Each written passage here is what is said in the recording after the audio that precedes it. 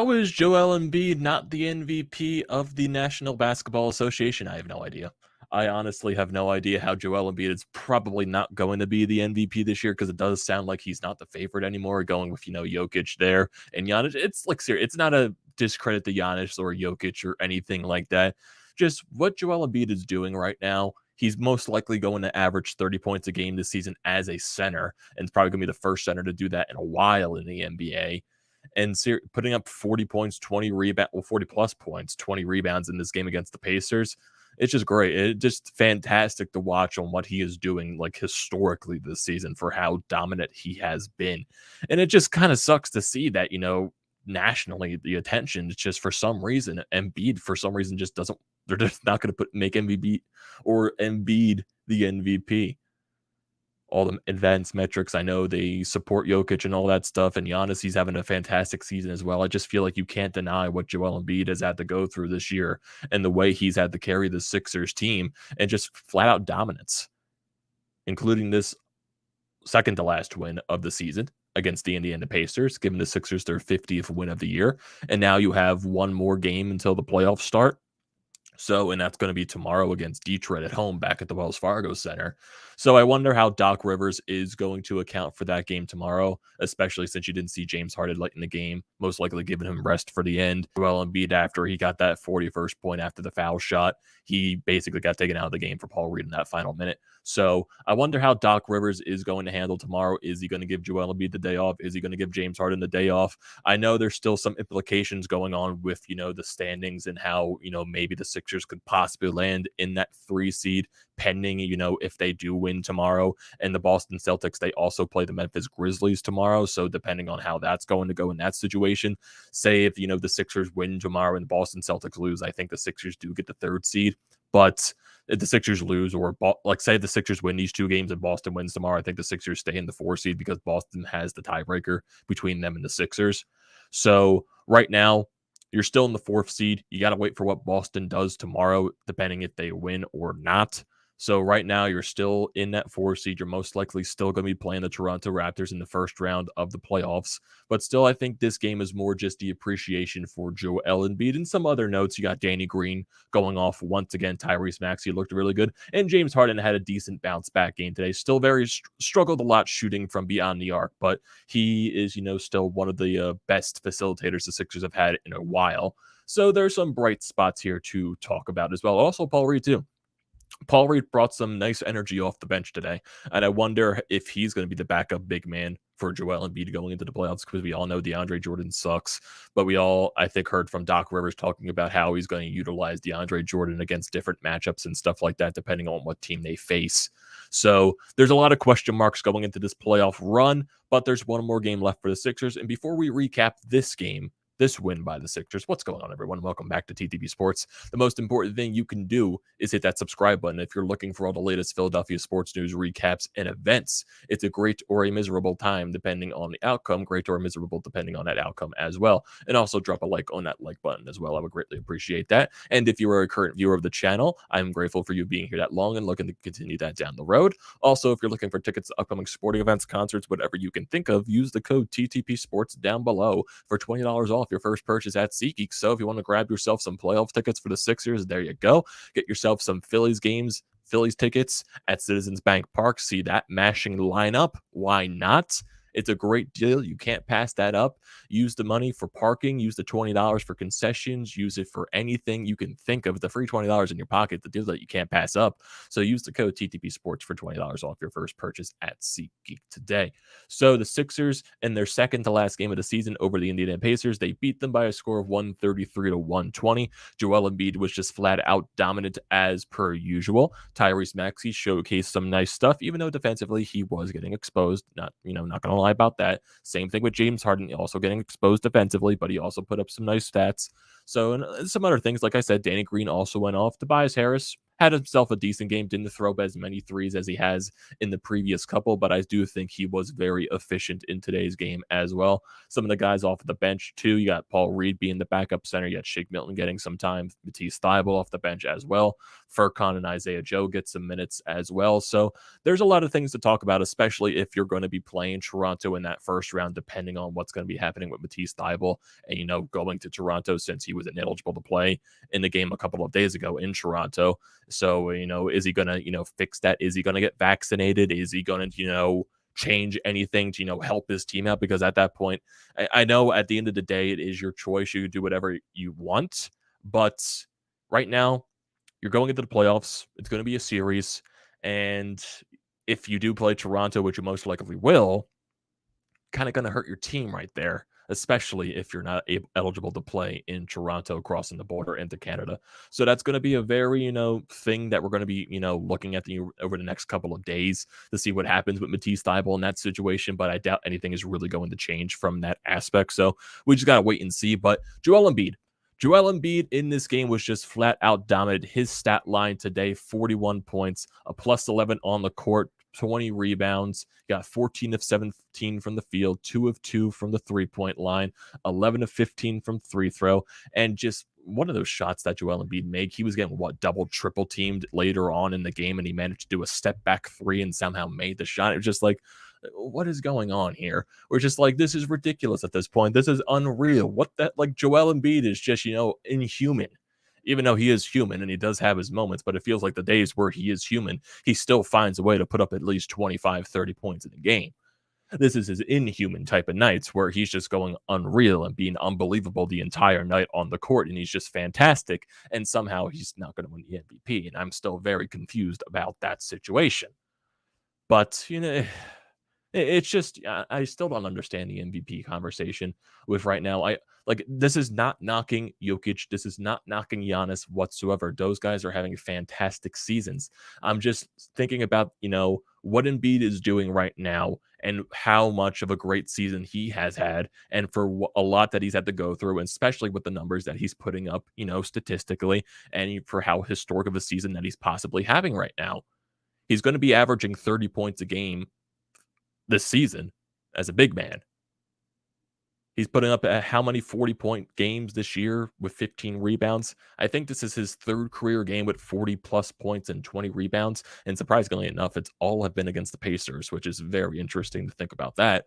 But still, the dude is just unreal. He is very unreal at this point. And there's a lot of statistics, if I can find that one picture, that one screenshot that they had from the game about Joel Embiid this season. He ranks first in points per game, ranks first in 40-point games and 10 rebound games, ranks first in 40-point games, sixth in rebounds per game, and ninth in blocks per game. He's been unreal. He's been absolutely unreal, and he really deserves to win an MVP. It's like I said, it's not a knock on Jokic and all that crap and Giannis, but all the advanced analytics in the world that support Jokic and all that, I just feel like it's a little too much, because StatMuse and all that stuff, I feel like people really overuse that and look at the game too much into that detail, because you should not be using analytics to the Bible as a Bible. Analytics are very useful in sports. They are, especially baseball and all that stuff, football, basketball. They're all useful. But you should not be using them as a Bible. You should not be using them as how you view the game. They should be used to help you, understand the game and describe some other type of stories. They shouldn't be the single most thing that you use to describe the game, because I just kind of feel like that's a little unfair. You know what I mean? So other guys that stood out, Tyrese Maxey had himself a good game in 31 minutes, 18 points, a plus 11 on the court, 5 assists, 1 rebound, 1 steal, 7 of 15 from the field, 2 of 6 from 3, 2 of 2 from the free throw line. So it does look like Tyrese Maxey is starting to get back into his groove after the little struggle that he had for the past couple of weeks. So the past couple of games, he's been going off, really. So it's very nice seeing him get, that confidence back going into the playoffs, because that could be huge. That could be huge for a guy like a Tyrese Maxey, especially for how he's most likely going to be utilized in the playoffs. Danny Green in 29 minutes in this game, 15 points, a plus 17 on the court, 4 rebounds, 3 assists, 3 steals, 1 block. He was 5 of 11 from the field, 4 of 10 from 3. He went to the free throw line once as he got fouled taking a three. And yeah, I wonder how that's going to work too, especially if you do play Toronto in the first round, especially going into Toronto. Danny Green is most likely going to be into the starting rotation, especially, if Matisse is ineligible to play in Toronto. And even thinking about that at the same time, too, with the way Danny Green has played the past couple of games, do you put him into the starting rotation over Matisse? And did you bring Matisse coming off of the bench? That's something to look into. That's definitely, I would think, something Doc Rivers is considering going into this stuff for the rotations into the playoffs. But that's basically something we just got to wait and see what happens. But Danny Green, with the way he has been playing, maybe he's picking his game up at the right time. And he knows, he's a guy that's a lot of experience in the playoffs, a lot of championships in this league. So maybe he's, heating up at the right time and he knows how to play this late into the season, getting into the playoffs. So maybe that's a good thing for this Sixers team. And especially if you look at last year's playoffs when Danny Green got injured, they were definitely missing something out of Danny Green. So maybe Danny Green could help them this year. Who knows? But I'm not really going to expect that much from Danny Green just because of the age and all that stuff. He's definitely in a decline. But if he could find a way to bring his game up a little bit going into the playoffs, that could be something very useful for this team. Tobias Harris at 18 points in 32 minutes, plus 13 on the court. He had 0 assists, 4 rebounds, 1 block. He was 8 of 13 from the field, 1 of 3 from 3. Didn't take as many threes in the past couple of games, but I think Tobias Harris, he's still finding ways to be efficient, going down the stretch, and that's something that's going to be very useful for this team as well. So hopefully he can just keep up that consistency going into the playoffs, because that's one of the more important things, like I said. And not Tobias Harris, I just mentioned him, James Harden. In 39 minutes, 22 points, a plus 12 on the court. Still struggled a lot from 3. He went 2 of 9 from 3, 7 of 16 from the field in total, 6 of 6 from the free throw line, 4 rebounds, 14 assists. So he's going to give you at least those 10 assists a game. So that's one of the things he's going to get you every game. He also recorded the steal as well.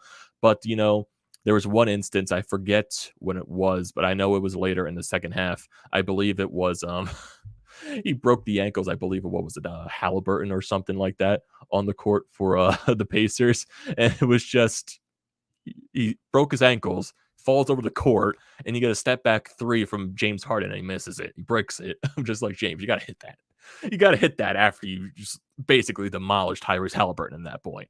You got to make that shot.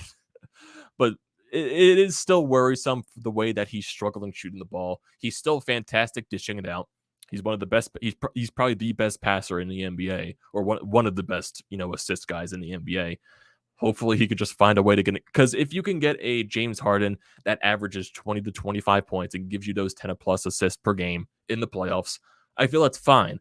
But I do think he needs to find a way to get more consistent with that shot, even though at this point in his, maybe he is a little washed, getting into this point in his career. I'm not sure if it's the hamstring that's still bothering him, even though Doc Rivers said the hamstring is not an issue at all. It's not been bothering him. I still feel a little skeptical about that. But yeah, there definitely is, James Harden is not going to be that 30-plus point guy hitting all these threes possible like he used to be. He's just not that guy anymore. If he can average at least 20, 25 points, give you those 10-plus assists in the playoffs, get you those rebounds as well, and also get to the line, and you got something going for you there. But I'm like I said, I'm not going to be expecting this dominant James Harden, but it's still kind of, tough to see when he's really struggling shooting the ball as much as he's been. Paul Reed off of the bench in 11 minutes, provided just 8 points. He also got you a +2 on the court, 4 steals, 1 assist, 5 rebounds. And yeah, he was just a spark plug off the bench. He was providing that energy. And I wonder how he's going to be utilized, especially coming off the bench, because he's been way better than DeAndre Jordan, been way better than Paul Millsap. So yeah, I'm not sure how that's going to work, but you already know you're probably going to be seeing DeAndre Jordan in the playoffs. That's just basically guaranteed from Doc Rivers. Matisse Thybulle in 24 minutes only got you 2 points. He was a +2 on the court, 2 rebounds, 2 assists, 2 steals.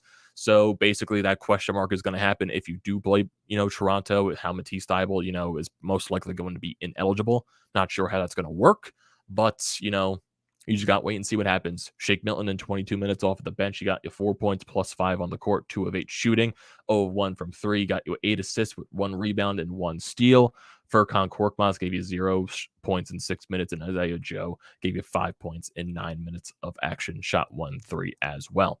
So Sixers as a team, they were 55% from the field, and they were 38% efficiency from the three-point line. They out-rebounded the Pacers 42-31, and they also, out-rebounded them offensively-wise. So that's very nice to see from that standpoint. So if we go to just looking at the standings just to see right now where the Sixers land.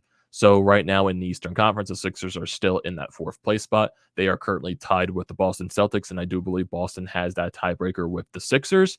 So right now, you're just going to have to wait and see what happens in terms of, where the Sixers team is going to place. They play tomorrow against the Detroit Pistons. You don't know if, Doc Rivers is going to rest Joel Embiid. He's going to rest James Harden, especially on the back-to-back. So we just got to wait and see what happens with that standpoint. And say if the Sixers do win tomorrow and Boston does lose to Memphis, there's a good chance that the Sixers could land in that third seed, but I'm not going to guarantee it because you definitely don't know for Boston's standpoint and for Memphis' standpoint because Memphis right now in their conference, they're second place in the Western Conference. So most likely they might rest some players since it's the final game of the season and just get those guys some rest going into the playoffs. But for Boston, maybe they put some of their starters in just to get, that final placement in there just so they can lock up that 3 seed. Because if the Sixers land in the 3 seed, they'll play the Chicago Bulls. And if the Sixers stay in the 4 seed, they're going to be playing the Toronto Raptors. So, like I said, basically a wait and see process for this team. And tomorrow they're playing their last game of the season against the Detroit Pistons in the Wells Fargo Center. That's going to be a 7 o'clock game tomorrow.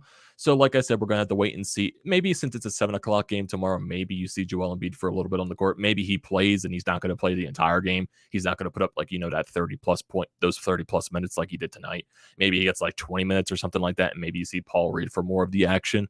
So like I said, a wait and see process. So what are your thoughts on this game, everyone? What are your thoughts on Joel Embiid's performance and MVP's odds and all that crap? So don't forget to leave those comments and opinions down in the comment section below. I like to listen to those as always. Don't forget to drop a like on this video as well. Do not forget to check out the Painted Lines, which I'm a part of. Their links are down in the description below. Also, don't forget to check out the links to BrodesMedia, the Flyer.pod merch website, and also Flyers Nitty Gritty. All that good stuff is down in the description below. Do not forget to check those out.